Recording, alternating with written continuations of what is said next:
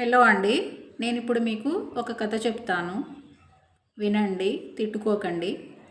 ఇది నా సొంత కవిత్వం కాదు, ఎప్పుడో ఎక్కడో చదివి ఉంటాను.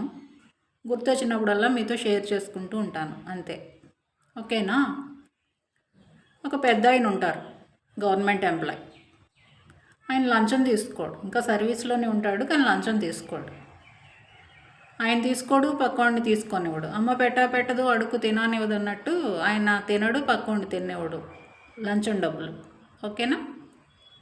దానివల్ల అతని తోటి ఉద్యోగులందరూ ఈయనంటే చాలా కోపంగా ఉంటారన్నమాట. వీడెవడ్రా బాబు అన్నట్టుగా. అతని ఆఫీసులో ఆల్మోస్ట్ అందరూ అతనికి శత్రువులే. ఇలా కొంతకాలం నడుస్తుంది. ఆయనకి 2 కూతుళ్ళు, చాలా అందమైన కూతుళ్ళు, 2 కూతుళ్ళు, ఒక మంచి భార్య. భార్య అంటేనే మంచిది, మంచి భార్య చెడ్డ భార్య అనేం లేదు, కానీ సో చాలా హ్యాపీ ఫ్యామిలీ అన్నమాట. ఉన్నంతలో నీతి నియమాలకు కట్టుబడి వాళ్ళ స్టైల్లో వాళ్ళు బ్రతుకుతూ ఉంటారు హ్యాపీగా. పెద్ద కూతురికి పెళ్ళి కుదురుతుంది, కానీ ఈయనకి లంచం తీసుకోకపోవడం వల్ల వాళ్ళు అడిగినంత అమౌంట్ ఈయన దగ్గర ఉండదు. కొంతమందిని అడిగి చూస్తాడు ఆఫీస్లో, ఆల్రెడీ ఈయనంటే చాలా కోపం కదా, అందువల్ల ఎవరు ఇవ్వకపోవడం వల్ల ఏం చేయాలరా బాబు అని చెప్పి చాలా డీలా పడిపోతాడు.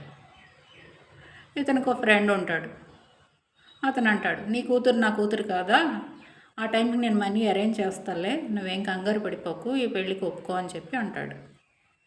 ఆ మహానుభావుని నమ్మి ఈ మహానుభావుడు పెళ్ళికి ఒప్పుకుంటాడు, అన్ని ఏర్పాట్లు చేసుకుంటాడు. లాస్ట్ మినిట్లో ఆ ఫ్రెండ్ ముఖం చాటేస్తాడు, అసలు ఎక్కడ దరిదాపుల్లో కూడా కనపడ్డు.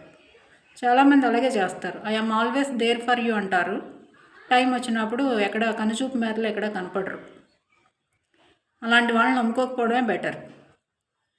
సరే, ఇంకేం చేయాలో తోచదు, కాలు చెయ్యి ఆడదు. కూతురి పెళ్ళి దగ్గరికి వచ్చేసింది, కట్నం డబ్బులు రెడీ చేసుకోవాలి, కానీ చేతిలో డబ్బులు లేవు.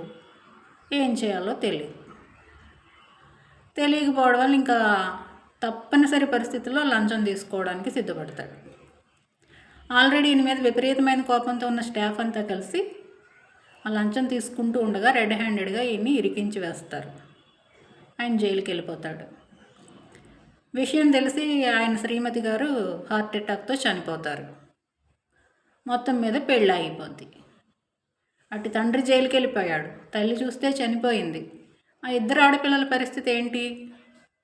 సరే, మేనమామ చేరదీస్తాడు. మేనమామ భార్య ఉంది కదా, ఆమె వీళ్ళని పని మనుషుల్లా చూస్తూ ఉంటుంది. వీళ్ళు చిన్న చిన్న అవసరాలకు కూడా చాలా ఇబ్బంది పడిపోతారు. ఈ ఆడపిల్లలు చాలా గారాబంగా పెరిగారు, ఉన్నంతలో చాలా బాగా బ్రతికారు కాబట్టి వాళ్ళ మనసుకు చాలా కష్టంగా ఉంటుంది. ఇదంతా ఎందువల్ల జరిగింది?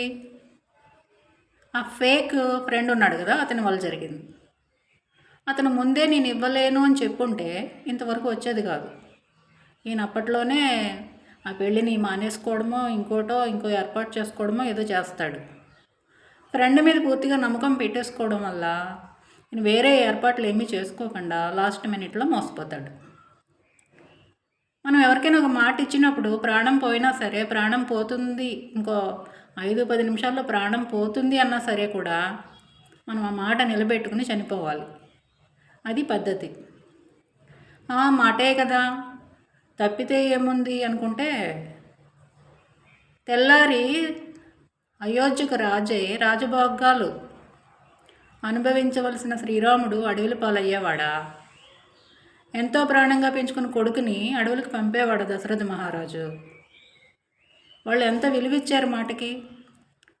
దశరథ మహారాజు ఒక్కడే ఇచ్చాడా? మాట ఇచ్చింది ఆయనే, కానీ ఆయన మాటకి ఎంతమంది కట్టుబడ్డారు? తండ్రి మాటను కాదనకుండా రాముడు అడవులకు వెళ్ళిపోయాడు. అన్నగారితో పాటు లక్ష్మణుడు వెళ్ళిపోయాడు. లక్ష్మణుడితో పాటు భర్తతో పాటు సీత వెళ్ళిపోయింది. సో వీళ్ళందరూ ఆ మాటకు కట్టుబడ్డారు. అలా జరగడానికి వీలు లేదు, మీరెవరు మాట ఇవ్వడానికి, నా కొడుకు వెళ్ళడానికి వీలు లేదని కౌశల్య పట్టుపట్టి ఉంటే రామాయణమే లేదు. మాటకి అంత విలువ ఉంది. మాటలే మంత్రాలు. అవి చేసే అద్భుతాలు అన్నీ ఇన్ని కాదు. ఒకసారి మాట ఇచ్చాము అంటే ప్రాణం పోయినా సరే, ప్రాణం పోతున్నా సరే దాన్ని నిలబెట్టుకోవాలి.